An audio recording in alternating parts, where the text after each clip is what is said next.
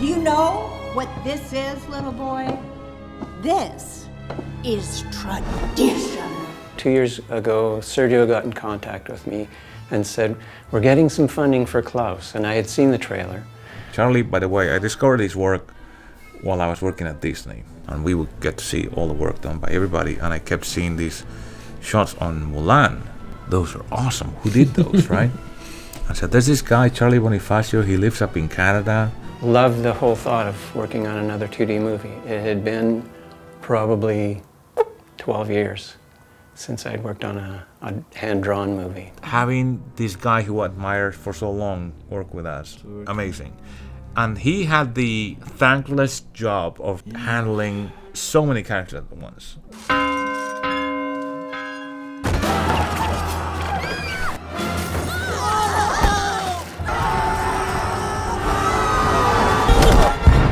I'm in charge of the village, which includes at least 100 characters. Two main villains, the Mrs. Crumb and Ellingbo, and their clan family. And then all the children and any other sort of secondary character that comes up.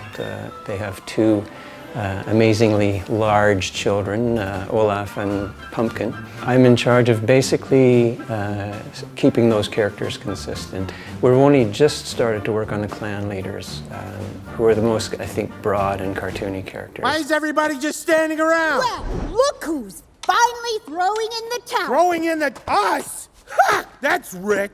Admit it! You weaseled out and rang the bell. Review.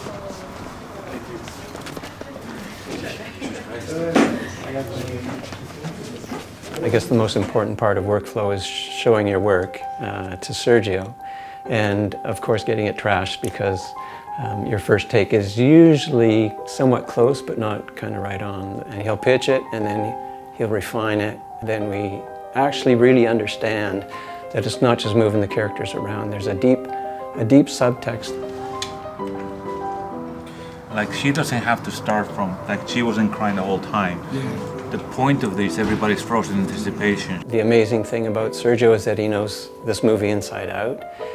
He's written it, he's boarded a lot of it, he's been at the records, directing the actors. And how does she try to do the villain thing? What does that mean? My speaking voice would be Magdalene, Pumpkin, Pumpkin, even if there's more of this kind of a thing. Shall we resume the proceedings then?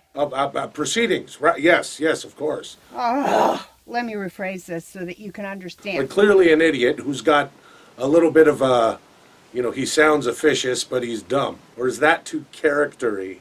I mean, I'm wondering if we can dumb it down while aging it up at the same time. What have you got there, children? Pumpkin? Oh, what do you got there? You got a little toy or something? Show Daddy. Come here, open your hand. This is no way to treat a person. Certainly not this person. Just 1 second, let me just... Postman? Give me a break. When will they learn? They've sent us another postman! The more you can get the character up in your head and they're memorized in terms of shape and proportion, the better you are at animating that character. Because it's my philosophy, you can't learn to draw a character and animate at the same time. On top of doing 4 major characters, he's doing all the incidentals, and that took someone who had a passion for educating others. Because what he became is a mentor to a lot of people here. I'm also working with a lot of the juniors, and I taught for about 6 years as well, so you understand a little bit how to pull the best out of people, how to see what they're doing with their work, and how to nudge it into what needs to be. So I hear French.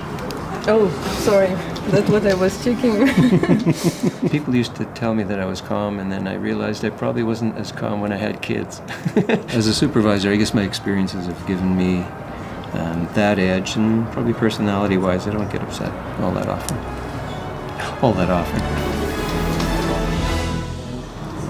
Has a little jerky thing, up and down there. The personality was the perfect one to deal with the stress and pressure of having every character, right, and still working with young animators, right, and pulling it off. So let's make sure that foot gets there a bit sooner. Okay, yeah. And let's clear the arc. Victor? They value Sergio's experience as being a 2D animator for years and years and a content creator as well. You don't get many chances to work with people with Sergio's talent level. So although it's challenging and the hours are long and the work is very hard, I think people are really enjoying the experience. Go up and then go. Okay. Less is more with this kind of gesture, absolutely. That's my morning rounds. All done. Now I get to go and do my homework. Dispatch for one of your cadets! It's for him, sir. We're going to announce the winner of this month's Best Animation. Excited. And you made your quota last week, so we're going to have beer and snacks before more beer and snacks. This is ready to take? Yeah, those are ready. Lady's going to be on the board as well. Everybody.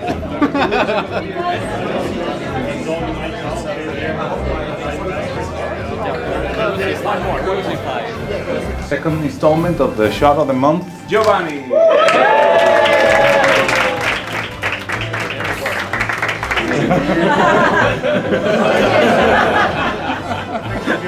Good job.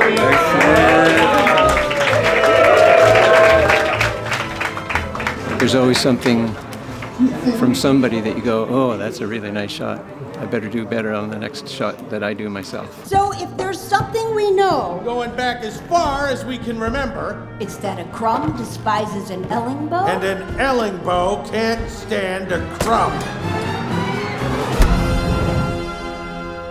The look is highly refined, so it will stand up to, I think, any animated movie these days. But there's a 2D aspect to it that there's something about drawings and looking at drawings move that is different than CG puppets. It's just one. It's just one. Okay. Yeah, man. You're married. Yay! 36%. Here we go. 64. He started sketching Olaf the first day, and he had by the end of the day a huge amount of drawings, all of them appealing, and I was like, oh, okay, this guy can do whatever character he needs to do. You're not kidding. It's great. It was like, wow. Yeah, thanks, Charlie, man. It was great having you here. It was awesome. Thank you. There's something quite different about that process that is terrifying, but really rewarding. I don't know that it's any better or worse than CG or stop motion. It just has a different quality to it.